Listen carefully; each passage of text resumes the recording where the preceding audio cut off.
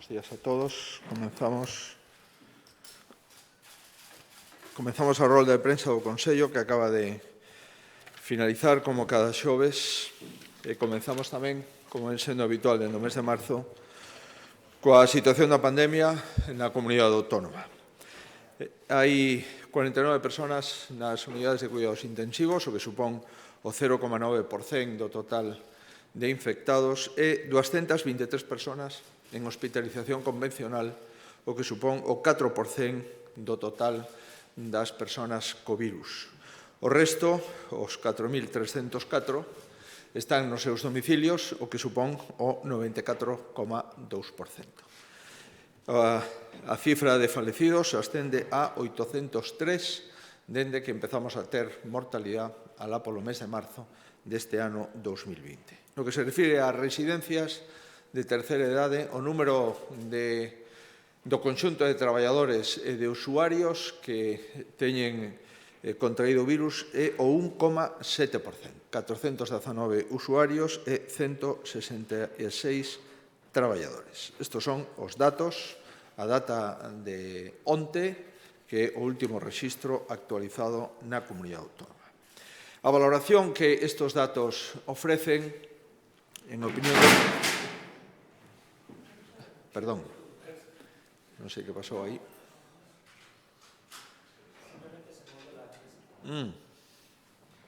Ben, de momento non temos ningunha incidencia, nin siquiera leve. Digo que a valoración que fai o Goberno en relación a este asunto, temos Galicia é a comunidade autónoma coa menor ocupación de camas de UCI. Temos un 5,38%, España media está no 18,78%. Por tanto, desde o punto de vista das unidades de cuidados intensivos, a situación é unha situación moi razonable. Desde o punto de vista de ocupación hospitalaria, de camas en plantas de hospitalización, somos a segunda comunidade autónoma con menor presión hospitalaria, está no 3,44% das camas, un tercio do total de España, que supera o 9,84% das camas. En canto á incidencia acumulada, nos últimos 14 días, Galicia ofrece un dato de 137,8 fronte a 265 na media estatal, e tamén nos últimos 7 días ofrecemos un dato de 82,7 fronte ao 128,8 na media estatal. A situación, polo tanto, sigue a ser mellor comparativamente que con outras zonas de España e tamén coa media de España, pero a evolución non está a ser boa. A evolución non está a ser boa e, polo tanto, seguimos adoptando medidas no Comité Clínico, as últimas coñecidas no día de onte, que tomamos na reunión do martes pasado no Comité Clínico do Servicio Galego de Saúde, como prohibir as reunións de máis de 10 persoas non convivintes en fogares ou en actividades de ocio, de lecer, etc. A situación máis complexa que vivimos na comunidade autónoma, sin ninguna dúda, sigue sendo a cidade de Ourense e Barbadás, que conforman unha almendra desde o punto de vista de peche perimetral, e tamén as zonas do Carballiño, xunto con outros dous concellos que tamén, lamentablemente, tuvemos que propoñer unha limitación dentro dos propios termos municipais. Esas son as medidas restrictivas máis importantes, que, como saben, é o peche do interior dos bares e a limitación de mobilidade. Despois, a seguinte zona máis preocupante é Santiago de Compostela, é a segunda población de máis de 20.000 habitantes cunha maior incidencia acumulada.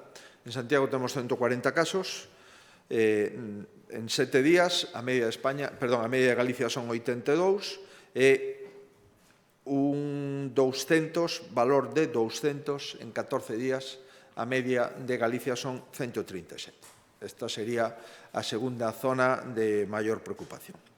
Recordarán que hai xusto 2 semanas advertíamos nesta mesma rolda de prensa de comportamentos aillados, irresponsables, que estaban a ocurrir na capital galega, e 15 días despois pois estamos lamentando unha evolución negativa da pandemia e tamén que continúan esos comportamentos irresponsables.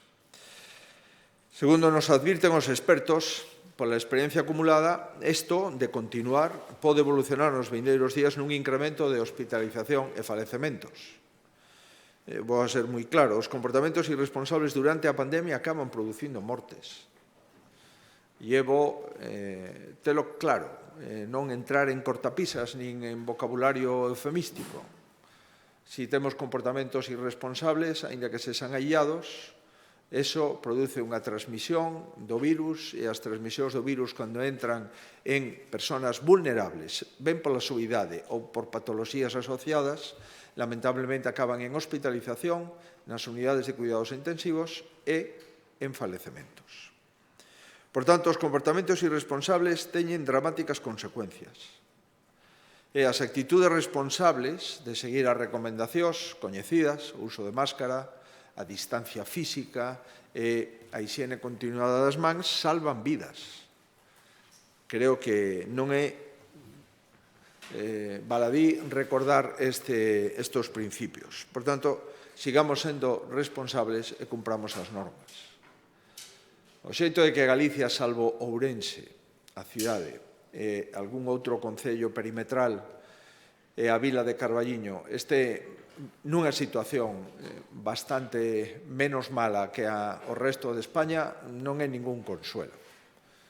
É un compromiso de seguir traballando e chamarlle as cousas polo seu nome. Insisto, hai comportamentos individuais irresponsables e iso está producindo algunhas tensións que nos preocupan e que queremos compartilas cos cidadáns. É certo que ás veces hai contaxios en algún centro de traballo, en algún club deportivo, en algún lugar de docencia. Esos, na maioría das veces, non obedecen a comportamentos irresponsables, senón que obedecen a estatística de que o risco cero non existe. Vamos a seguir convivindo co virus, vamos a seguir traballando, dando clase, practicando asistencia sanitaria, cuidando os maiores, por suposto, garantindo todos os servicios públicos, e vamos a facelo durante meses, e probablemente durante semestres. Oxalá me equivoque, pero probablemente entre un ano estamos nunha situación non blindada desde o punto de vista sanitario. Por tanto, pedimos responsabilidade. As pautas, os protocolos que temos en Galicia son as pautas e os protocolos máis avanzados. As decisións que adoptamos sempre teñen un refrendo clínico. Non improvisamos. Non adoptamos decisións simplemente por conquerir un titular. Non. Detrás de cada decisión hai 20 ou 30 variables. E hai persoas con número de colexiado, mulleres e homes, 34 que están traballando moitísimo todos os días, ademais dos seus quefaceres ordinarios. Por conseguinte, insisto, aínda que as cousas vayan mellor que no resto, o certo verdade é que, vendo o que ocorre en algúns lugares de España, en España no seu conxunto, e o que está tamén ocorrindo en algunhas cidades europeas, debemos de ser e extremar a prudencia e cumplir cos criterios de responsabilidade que sempre Galicia está cumplindo con unha nota superior ao resto de outros territorios. Seguimos loitando contra a pandemia. Presentamos unha APP autonómica. Unha APP autonómica que se suma ao radar COVID de competencia estatal. Se trata de facilitar aínda máis a información e de ser máis útiles cunha APP autonómica que se chama Pas COVID e que empezará a funcionar o próximo sábado. É un novo instrumento para dar información e para ofrecer contacto directo aos cidadáns. Ven a completar a aplicación estatal Radar COVID, que xa leva semanas funcionando. Por tanto, Radar COVID ten un labor de rastrexo a través de Bluetooth de forma automatizada. Solamente os estados teñen autorización para utilizar Bluetooth de forma automática, non as comunidades nin as rexións que conforman os estados. Por tanto, a competencia exclusiva de contactar de forma inmediata e automática a través de Bluetooth é unha competencia que o Goberno Central se reserva para sí. E ese aplicativo é o Radar COVID. Sin embargo, hai algunha comunidade autónoma que pon en servizo un aplicativo específico para o ámbito da comunidade autónoma e que se basea na colaboración e en poder ofrecer de xeito voluntario aos cidadáns información en tempo real do que teñen que facer, as limitacións e as restriccións que existan en cada lugar, en cada concello na comunidade autónoma, e tamén información cruzada que vamos a poñer a disposición dos servicios sanitarios. A partir do sábado, pois, entra este aplicativo, que se descarga, por suposto, de forma gratuita para todos os cidadáns que vivan na comunidade autónoma. Ofrecerá información actualizada da actuación da pandemia en cada un dos concellos da comunidade autónoma. Se poderá seleccionar o concello o que lle interese para consultar as restriccións e as medidas vixentes en cada momento. Todos os usuarios recibirán alertas, avisos e recomendacións que as autoridades sanitarias dicten en relación coa evolución da COVID, con independencia de que residan no concello ou que soliciten esa información. Esas alertas se van a establecer de forma automática, de tal xeito que cando tomamos algunha decisión, as persoas que teñan baixada este aplicativo lle aparecerá no seu móvil pois a información en tempo real do comité clínico avaliada polas autoridades de saúde pública. Segunda contido, se o usuario foi identificado como contacto estreito ou diagnosticado con COVID, poderá informar a través da app dos seus contactos estreitos. Por tanto, cando un usuario recibe un diagnóstico de dar positivo nunha PCR, automáticamente ese usuario, de forma anónima, pode mandar unha mensaxe aos seus contactos estreitos para alentarlles ou adiantarlles esa situación epidemiolóxica. En terceiro lugar, tamén permite ao usuario rexistrar o código QR dos establecementos onde teña estado e automáticamente, no caso de dar positivo, pois todos esos establecementos no que visitou lle comunicará ás persoas que tamén o visitaron co obxeto de que saiban que unha das persoas ou varias que estuvo nese establecemento pois ten resultado positivo na COVID. As autoridades determinan que nun lugar se concentrou un número relevante de contaxios e poden enviar un aviso a PAS-COVID a todos aqueles que visitaron este local e se registraron debidamente. Tanto, cando vemos unha carta e leemos o código QR da carta, automáticamente quedamos registrados no noso PAS-COVID ese QR dese restaurante e, no caso que as autoridades sanitarias observen que nun QR dun restaurante ou dun lugar hai varios contaxiados, se considera oportuno por parte desas autoridades, saltará unha alarma no móvil das persoas que visitaron ese restaurante e que teñen ese QR na súa memoria. A maiores, tamén este PAS-COVID autonómico dará acceso ás ferramentas do Sergas para o seguimento da enfermedade en pacientes que se atopen nos seus domicilios.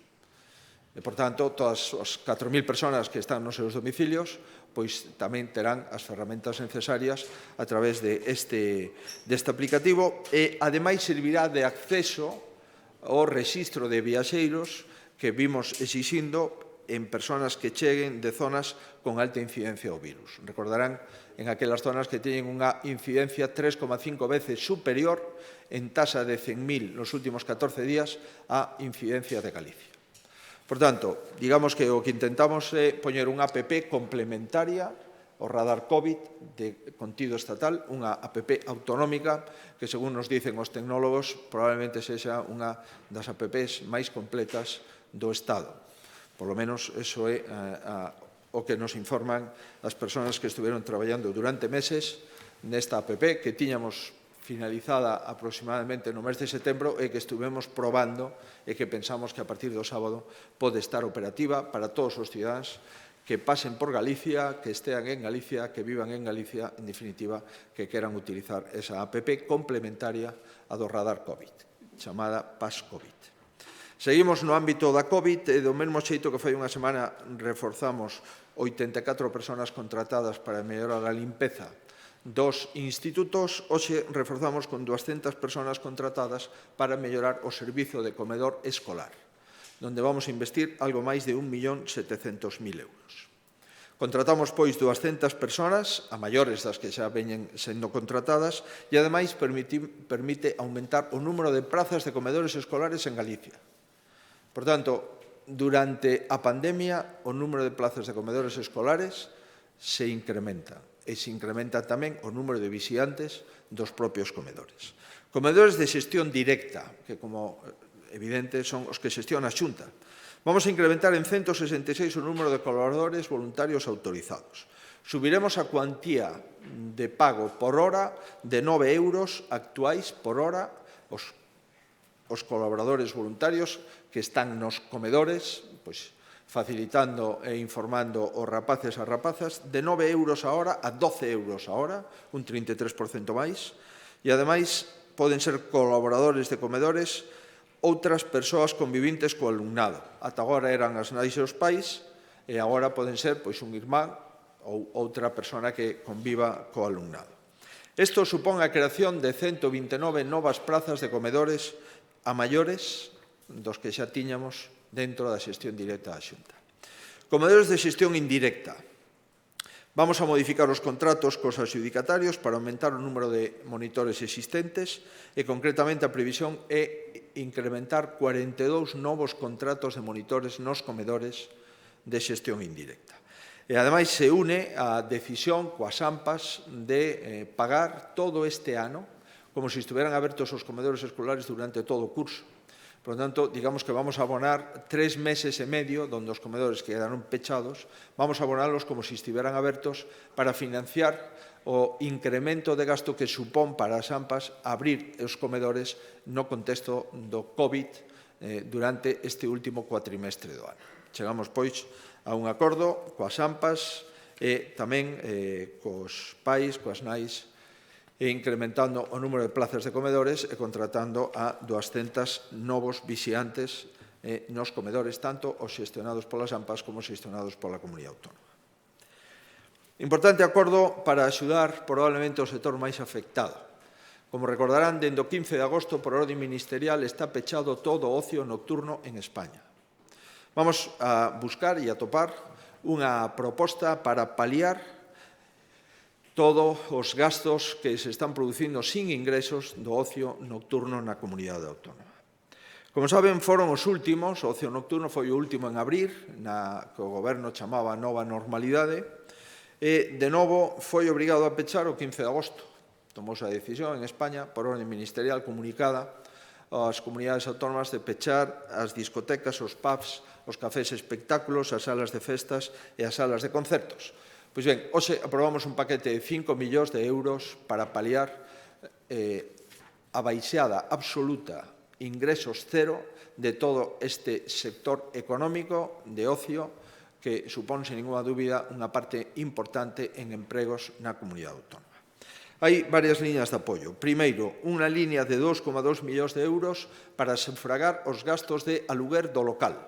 Exiximos exclusivamente, primeiro, que o establecemento se atope pechado como consecuencia da orde do Ministerio, o cual é evidente que todos o cumplen, e, ademais, que teña un contrato en vigor de aluguer, polo menos, ata o próximo ano, no ano 21. É dicir, non sexa alguén que vai a pechar e que vai a desmontar o seu negocio, senón que, a pesares da situación, vai a manter o seu negocio durante o próximo ano, donde entendemos que se facilitará a reapertura. Non sabemos cantos meses vamos a tardar, pero esperemos que durante os meses seguintes haxa unha apertura. Por tanto, para subvencionar o aluguer mensual, poñemos un paquete de 2,2 millóns de euros.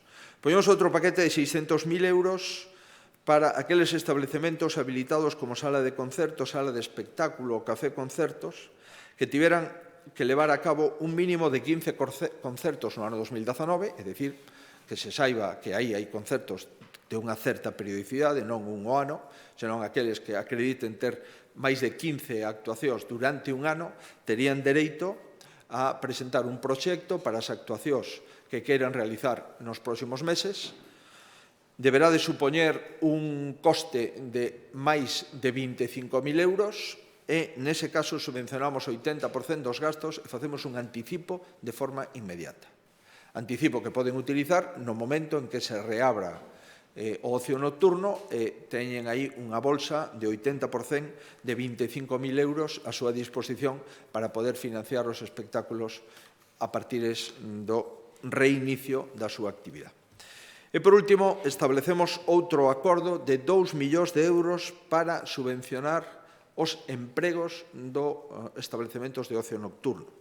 Estas novas liñas de financiación dos empregos das actividades que están prohibidas, especialmente o ocio nocturno, pero hai outras en momentos de restricción, hai actividades que se prohíben, vamos a traer un proxecto, un acordo o próximo xoves ao Consello da Xunta, onde se incluirá 2 millóns de euros para o ocio nocturno.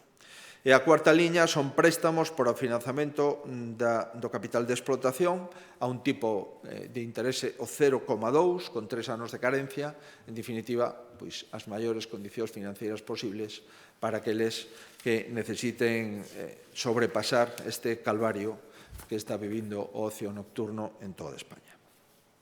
Ben, estas decisións en materia de comedores escolares da nova aplicativo PAS-COVID máis o paquete de ocio nocturno son as decisións en relación coa COVID desde o punto de vista sanitario e desde o punto de vista económico que o Goberno aproba no Consello de hoxe.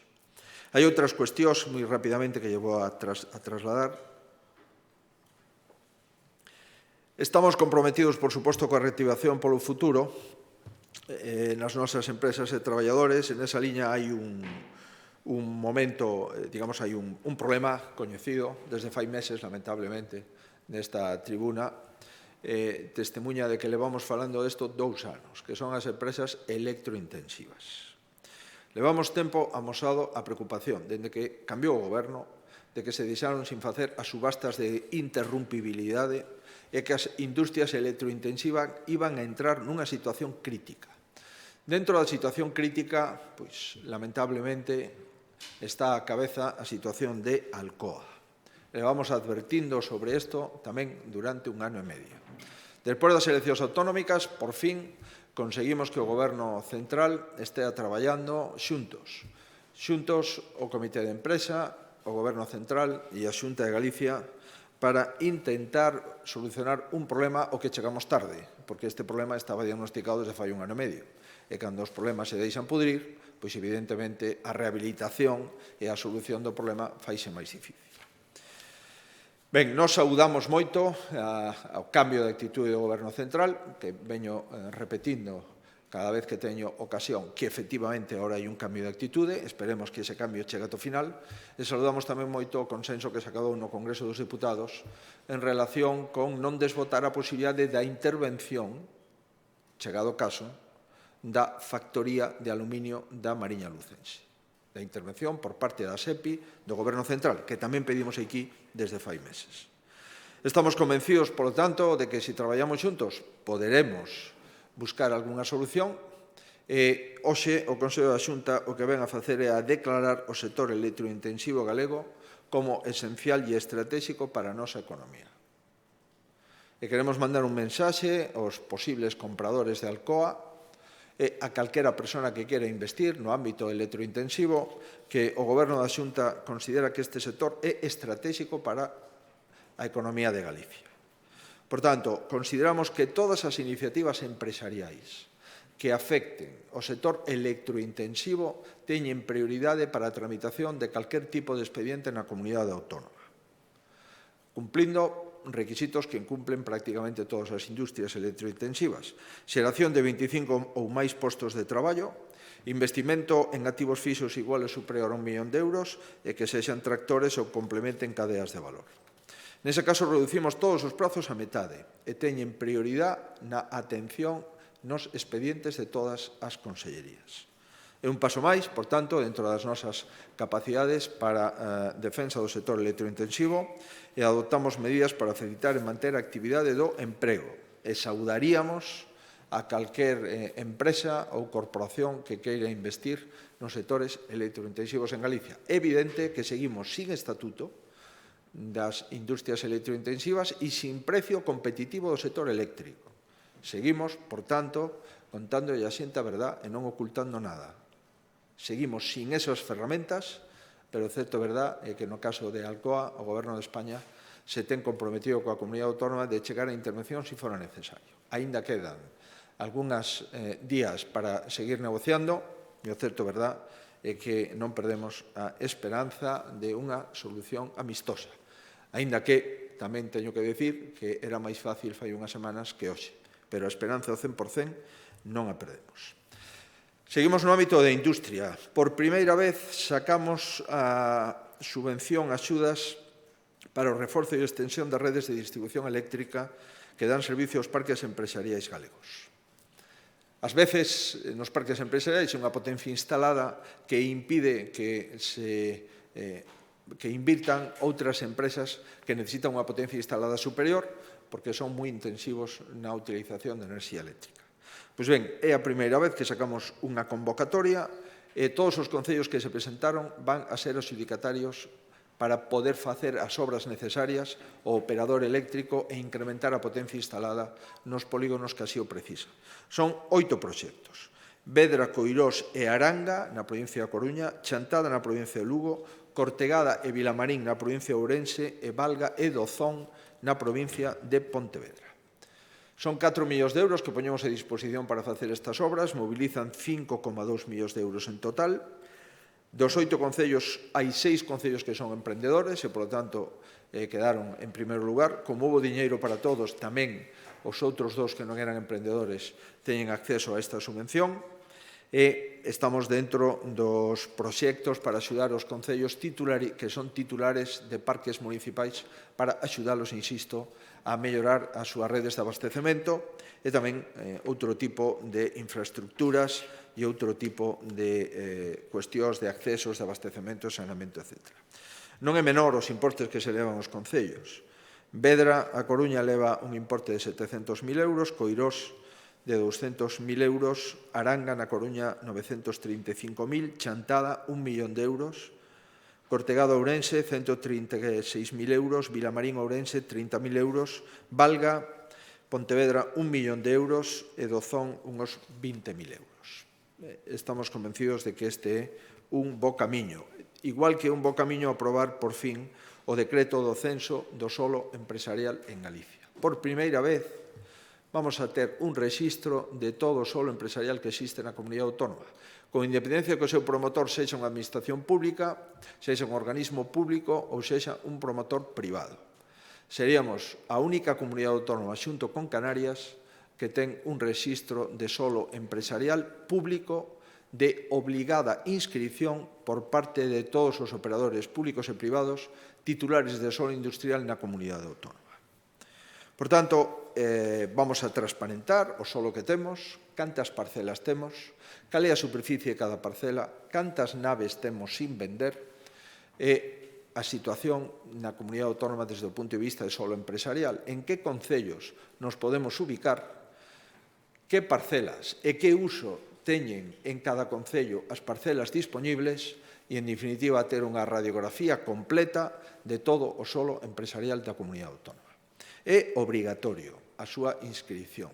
Hai un prazo entre 3 e 6 meses para a súa inscripción obrigatoria. No caso de incumplimento desa inscripción, haberá unha sanción entre 1.000 e 10.000 euros por operador. Teñen a obriga, insisto, todos os operadores públicos. A partir da data de entrada en vigor, calquer plan parcial ou proxecto sectorial de ámbito industrial, aínda que non este empezado o polígono, pero un plan parcial ou proxecto sectorial que teña previsto dedicar a solo industrial, automáticamente ten que aparecer no rexistro para saber onde está esa bolsa de solo industrial que se pon a disposición, en principio, mediante a urbanización previa a disposición da industria na comunidade autónoma. E, por suposto, todos os polígonos que xa están finalizados ou que está previsto o seu inicio, unha vez xa aprobado o plan, e que está previsto o seu inicio, tamén ten que estar a disposición na web do Instituto Galego de Vivenda e Solo. Por suposto, o primeiro que vai a cumprir é a Xunta de Galicia, que vai a incluir no rexistro do Instituto Galego todas as propiedades de solo industrial nas distintas configuracións. Por exemplo, solo urbanizado disponible para venda. Temos en este momento 430 parcelas, 1,5 millón de metros cuadrados. Solo en desenvolvemento en urbanización, é dicir, en execución a súa urbanización, 400.000 metros cuadrados. Solo con plan parcial ou proxecto sectorial aprobado, que aínda non comezou o seu desenvolvemento, temos 4,6 millóns de metros cuadrados. Isto é a carteira de metros cuadrados que pon a Xunta de Galicia a disposición. Sería operativo 1.900.000 metros cuadrados que están a disposición da venda de forma inmediata, ben porque xa están acabados ou porque están en execución, 1,9 millóns de metros cuadrados, e despois temos 4,6 millóns de metros cuadrados que aínda non empezamos a súa urbanización completa. Isto, por tanto, é a situación desde o punto de vista de solo público, propiedade Xunta de Galicia. Despois está o solo público, propiedade de outros organismos, dos concellos, e depois está o solo privado, de carácter industrial, que ten a obriga de inscribirse no rexistro. Vamos finalizando política social. É evidente que as entidades de inclusión social e loita contra a pobreza están pasando unha enorme tensión como consecuencia da situación económica na que estamos vivindo. E para iso respostamos coa orden de subvencións máis alta da historia da comunidade autónoma a disposición de estas entidades de loita contra a pobreza e inclusión social.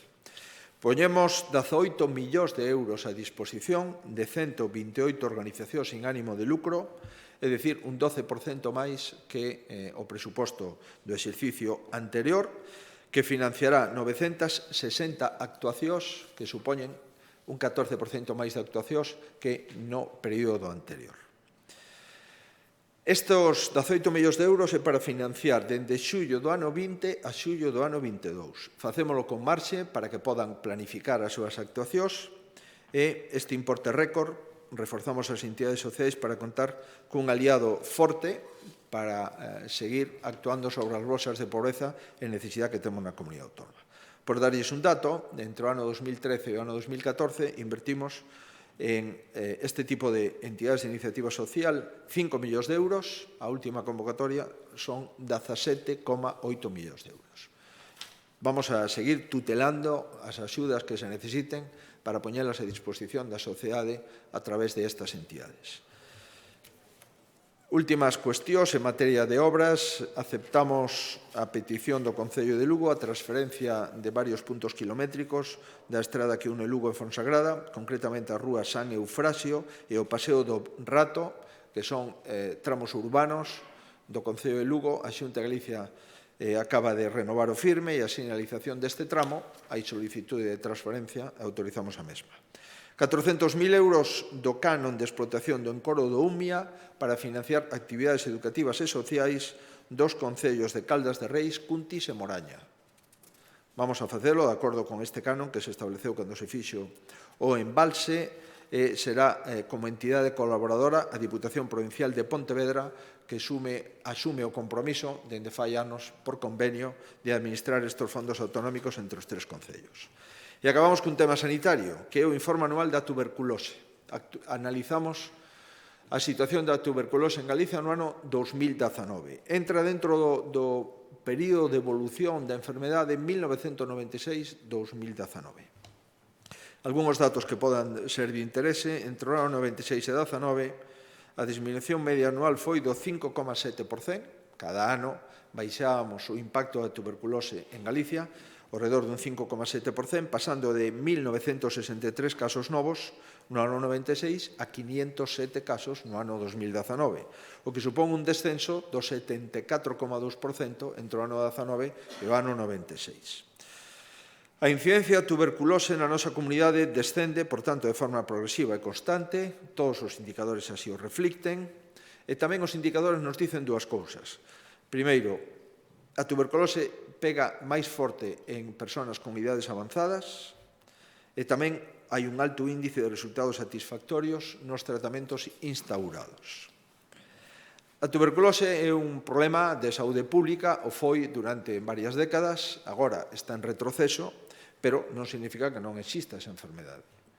Un enfermo sen tratar implica, evidentemente, risco para a súa vida e tamén risco para a dos demais. É unha enfermedade de carácter de declaración obligatoria, igual que a COVID, a estos efectos. Unha persona enferma de tuberculose pode perfectamente infectar a población, unha persona co virus da COVID pode tamén infectar, como é obvio. E, por tanto, son de declaración obligatoria. Nos levamos loitando contra esta enfermedade. Dende o ano 96 aprobamos un programa que vence no ano 2019. Hai algúns datos sobre incidencias. O 59,8% dos casos se presentaron en homes e o 40% en mulleres. Por grupos de idade, a incidencia máis alta son maiores de 74 anos, que ten unha incidencia de 43,1 por 100.000 habitantes en homes e 20,5 en mulleres. E o dato positivo, o 96,9% dos pacientes que iniciaron o tratamento no ano 2018 curáronse. E a mortalidade está no 0,8% dos pacientes que contraeron a enfermedade. Por tanto, os avances técnicos, os avances farmacolóxicos, os avances da rede de alerta epidemiolóxica de tuberculose, o screening que facemos con frecuencia durante todos estes anos, o que está acreditando é que somos capaces de doblegar esa enfermedade. Pero levamos loitando con ela durante décadas. E todavía no ano 2019 houve pacientes en Galicia, un 74% menos, pero houve 507 pacientes con esta enfermedade. No marco do programa se estudiaron 3.451 contactos de enfermos con tuberculose, 55 personas, ou 1,6, xa estaban enfermas no momento do estudo, o que representa un 10,8% sobre o total de casos de tuberculose. Por tanto, vamos a seguir traballando. Temos un programa en este momento, dende o ano 2017 ao ano 2020, que pretende seguir cunha disminución e o objetivo é disminuir o 25% a incidencia da tuberculose cada ano. Ese é o objetivo que temos. E, como digo, hai enfermedades que parece que non existen, pero existen, que parecen que non teñen importancia, pero a teñen, que o feito de que só haxa 500.000 de persoas afectadas por tuberculose no último ano non significa que, grazas a este programa, se evitaran moitísima xente que quedara contaxiada por esta transmisión desta enfermedade. Estamos con datos superiores aos que plantexa a OMS. O porcentaxe de curación é de 96,9%, a OMS plantexa un porcentaxe de curación do 85%. Por tanto, temos casi 12 puntos por riba do que plantexa a OMS. Creo que lles dixen que a mortalidade está no 0,8%. Creo que ese dato xa o saliente. Pois isto é todo o que deu de si o Consello da Xunta de hoxe. Moitas grazas. Sí, presidente, facía vostede anteriormente referencia á cidade de Santiago. O alcalde da cidade esta mañá pediu que o Comité Clínico de Expertos adopte medidas na súa próxima reunión ou recomende medidas para que a Xunta se aprobe na súa vindeira reunión. Cos datos que vostede manexa, cree que son necesarias novas restriccións na capital de Galicia e, no caso de ser así, de que restriccións estamos falando? Si serían as reunións entre persoas que non conviven ou iríamos xa a un confinamento perimetral? Ben, en relación co alcalde de Santiago, teño que dicir que a Alcaldía de Santiago está colaborando de forma activa en intentar concretar, sobre todo as festas en domicilios, maioritariamente de estudantes, actuar con contundencia. O Consello Consultivo acaba de emitir un dictame onde dice claramente que os concellos de Galicia teñen competencia plena para a tramitación, a instrucción e a sanción de todo tipo de actividades desta naturaleza, é dicir, actividades que incumplen a normativa estatal ou a normativa autonómica en materia de COVID. Por tanto, todos os alcaldes en Galicia están apoderados de forma explícita coa legislación actual de poder actuar con contundencia. Quero trasladar, por tanto, a colaboración que estamos tendo por parte do Concello de Santiago e sempre a disposición positiva do propio Concello para seguir traballando. O número de casos que afecta a Santiago son 140 casos por 100.000 habitantes nos últimos 7 días e 200 nos últimos 14 días. Isto está por riba dos casos medios de Galicia 140 casos de media en Santiago, 82 de media en Galicia, en 7 días, e 200 casos por 14 días en Santiago, 137 de media en Galicia. Digamos que, despois de Ourense, é a cidade que máis nos preocupa. Sobre as decisións que caben adoptar, Santiago queda claro que está en situación dúas. Por tanto, hai restricción de aforo xa actualmente nos bares, nas cafeterías, o 50%. A decisión que adoptamos o pasado martes de que non haxa reunións de máis de 10 persoas afecta claramente, era un obxectivo básico en relación con Santiago para evitar ningún tipo de reunión superior a 10 persoas non convivintes nos pisos ou nos lugares habitacionais da comunidade autónoma. Concretamente, en Santiago de forma explícita.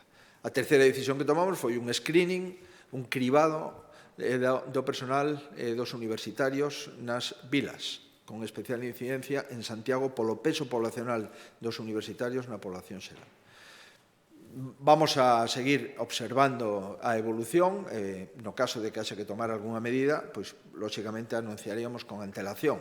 A data de hoxe, digo hoxe, xoves, 15 de outubro, creo que é 15 de outubro, non temos previsto un confinamento de Santiago. Digo, a data de hoxe, 15 de outubro, non o temos previsto. Nos preocupa, eso sí, Santiago e Milladoiro. Son as dúas zonas que máis preocupan nesta comarca. Entendemos que os protocolos universitarios son correctos, entendemos que o traballo da Policía Local e do Concello de Santiago é satisfactorio, entendemos que esa ordenanza ten que ser unha ordenanza máis contundente desde o punto de vista cuantitativo. Non ten ningún sentido que os estudantes podan facer unha festa no seu piso sabendo que, como a multa é pequena, se poñemos 5 euros cada un, pagamos a multa. Eso non ten ningún sentido, é un disparate epidemiolóxico sanitario, é unha enorme irresponsabilidade e, por tanto, entendemos, insisto, que se todos colaboramos, vamos a ver se contemos aquí a situación de Santiago. No caso de que houbera que adoptar algunha decisión, sin dúbida adoptaríamos. Sin ninguna dúbida. Como adoptamos en Ourense, ou no Carballino, en Barbadás.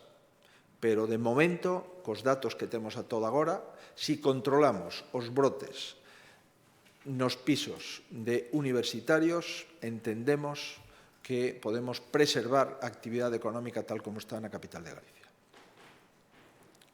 Sí, presidente, siguiendo con el tema de fiestas, ¿qué valoración hace de las multas en función de la franja horaria anunciadas por el Concello esta mañana que podrían entrar en vigor en las próximas horas? Mi valoración personal, creo que deberían de volver a repensarlo. Esto de multar en función de la hora en la que se incumple una norma sanitaria no parece que tenga mucho sentido sanitario. El riesgo de contagio de coronavirus es igual a las 11 de la noche que a las 12 de la noche que a las 2 de la mañana. Y, por tanto, desde el punto de vista sanitario, en mi opinión, la sanción no debería de variar. Es tan reprochable una conducta que atenta contra la salud de los ciudadanos con independencia de la hora en la que se ejecute o acometa. Por tanto, creo que deberíamos de repensar muy claramente de que si hay este tipo de reuniones para celebrar fiestas en pisos con personas no convivientes, la multa, en mi opinión, debería ser igual con independencia de la hora del día. Desde el punto de vista sanitario, eso lo tengo claro. Si hay otras cuestiones que desconozco, pues me remito a lo que establezca y motive el Concello. Pero desde el punto de vista sanitario no se puede hacer distinción de banda horaria porque el impacto y el riesgo sanitario es igual con independencia de la hora en la que se acometa una conducta irresponsable. Sí, presidente, citaba o dictame do Consello Consultivo, falaba tamén da irresponsabilidade de algunhas persoas. Cree vostede que está relacionada a pouca intensidade dos alcaldes a hora de sancionar e tramitar esas sancións con esas actitudes irresponsables das que fala? É certo que toda esta pandemia nos colle a todos de improviso e é certo, verdad, que hai un elenco normativo enorme dictado polo Ministerio de Sanidade. Hai veces que o Ministerio de Sanidade dicta varias normas ao mesmo día, e é certo que o Comité Clínico do Servicio Galego de Saúde, que se reúne 2 veces por semana, en algún caso tamén dicta normas con relación á pandemia máis de unha norma a semana. Por tanto, eu comprendo a dificultad que estamos tendo todas as administracións. Comprenderán que, empezando polo Goberno Central e seguindo pola única administración que ten competencias en materia sanitaria, que somos as comunidades autónomas. Ahora ben, temos que traballar nisto, non hai ningunha outra posibilidad. A asesoría xurídica xa trasladou a FEGAN un informe fai semanas onde a posición da asesoría xurídica da Xunta de Galicia era clara. Os concellos son competentes para incoar, tramitar, resolver expedientes sancionadores relacionados co incumplimento das normas estatais ou autonómicas que se dicten para a pandemia da COVID-19. Como houve algunha discusión no ámbito dos concellos, solicitamos ao máximo órgano consultivo, que é o Consello Consultivo, un dictamen que acaba de ser emitido, quero recordar, no día de onte. E o Consello Consultivo volve a deixalo claro.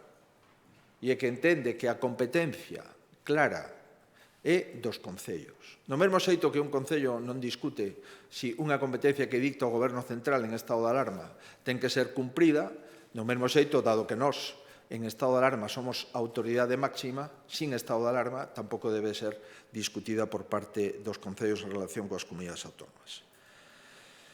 E máis, o consultivo especifica que non é necesaria ou que non é preciso que os concellos elaboren unha ordenanza específica para poder tramitar as sancións, senón que lle corresponde aos concellos pola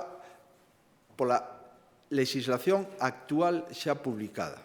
Por tanto, o informe do Consello Consultivo señala que a competencia é das alcaldías para a vigilancia, a inspección, o control do cumprimento das medidas, etcétera, etcétera, dentro do ámbito das súas competencias, que son as industrias, as actividades, os servicios, o transporte, os edificios, os lugares de vivenda, a convivencia humana, dentro desas competencias, a competencia do Concello.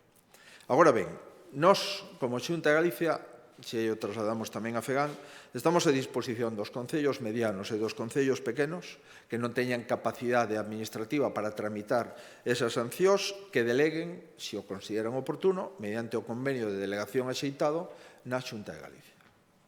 Do mesmo xeito que delegan a súa competencia urbanística, pois nós estamos a disposición dos concellos para intentar axudar aqueles que acrediten non ter capacidade burocrática ou administrativa para tramitar esas multas.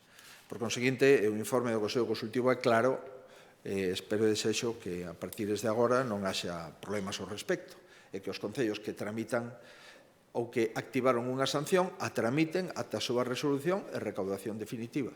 E se é concello que acredita por concello pequeno de 1.000 habitantes, de 2.000 habitantes, de 4.000, de 5.000 habitantes que non teñen capacidade, pois estamos a disposición.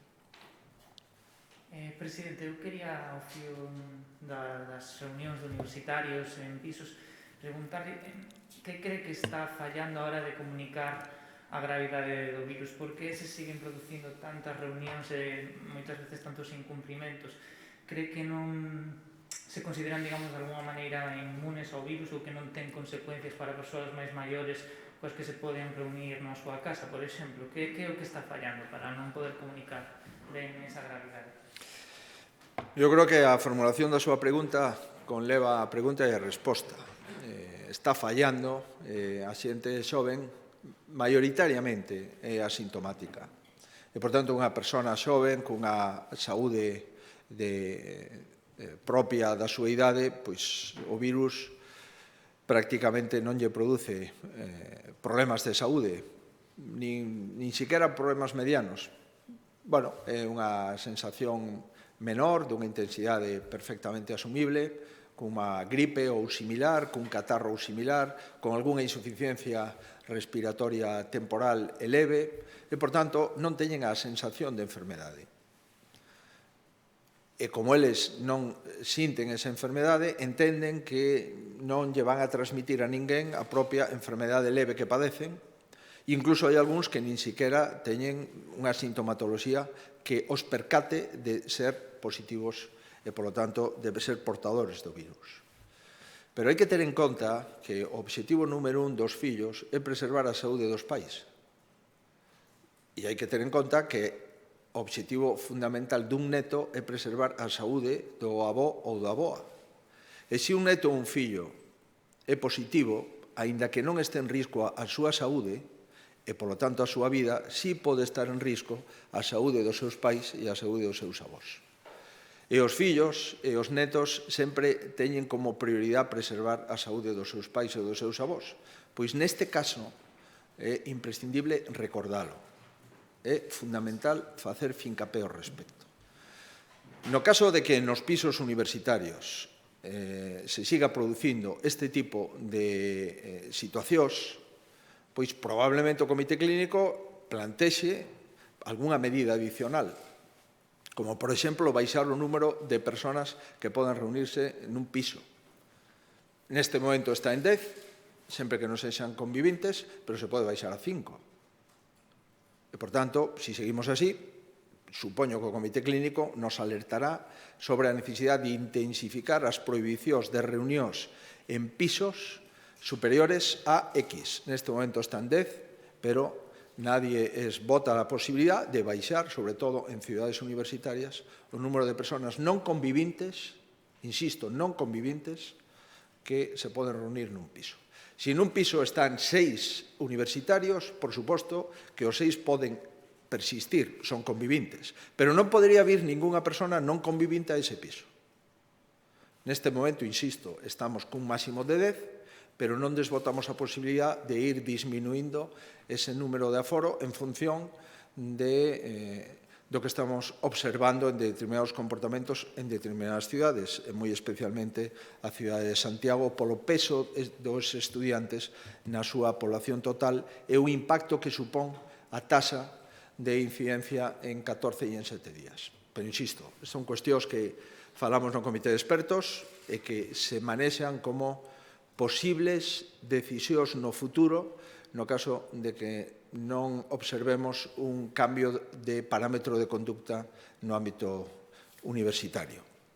Pola parte das universidades, o protocolo que teñen un protocolo correcto, a execución do protocolo nas universidades, nas facultades, está sendo de forma correcta, a clase, as aulas non son un elemento de risco, o elemento de risco é o ocio personal, e o ocio dentro dos domicilios dos estudantes universitarios en Galicia. Hai cidades universitarias como Granada ou outras que xa, lamentablemente, tuveron que poñer toque de queda para os universitarios. Espero de sexo que non teñamos que chegar a esta situación. Hola, presidente. Quería facerlle dos preguntas. Decía que a evolución da pandemia non é boa e que pode incrementar a presión hospitalaria. Contempla a Xunta a posibilidade de aprazar operacións quirúrxicas e consultas como se fixo na primeira ola? Iso por un lado. E tamén quería preguntarle a cantos fondos aspira Galicia a captar da Unión Europea cos proxectos que se van a seleccionar na comisión que se activou esta semana. Sí, vamos a ver, en relación coa planificación hospitalaria, evidentemente que non estamos nunha situación normal. Non polo número de persoas que ocupan as camas, que, como dixen anteriormente, somos entre a primeira e a segunda comunidade autónoma con menos presión hospitalaria en toda España. Están neste momento de un total de 7.000 camas disponibles no Servicio Galego de Saúde, sin contar capacidade de hospitales de campaña, é dicir, de 7.000 camas disponibles normales, estamos 223 camas ocupadas polo coronavirus, máis 42 camas en UCI. Por tanto, estamos nunha situación, desde o punto de vista da pandemia, moito mellor que a media de España. Estamos no 3,4% do total de camas fronte ao 10%, 9,84% da media de España. É certo que hai algunhas cuestións adicionais que temos que implementar, como facer sempre unha PCR antes dunha intervención cirúrxica, eso é certo.